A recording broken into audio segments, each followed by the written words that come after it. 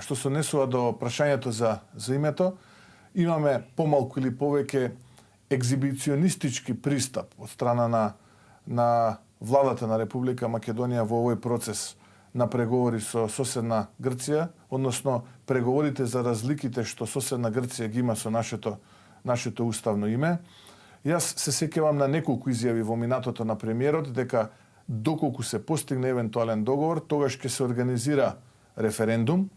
и дека нема да подржи промена на уставното име, односно не ја гледа целисходноста на промената на уставното име, тоест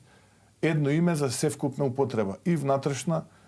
и надворешно, но како одминува времето, како што впрочем и секогаш бива кога станува збор со овој политичар, тие ставови полека се менуваат, бледеат, не се повторуваат и се обидува повторно на мала врата да капитулира во овој процес. ВМРО ДПМН, мојата партија, партијата на која што јас сум председател, во многу наврати, јас лично, но и луѓе кои што се дел од највисокото раководство на партијата, јасно и гласно го имаат кажано ставот на партијата, а тоа е дека ВМРО ДПМН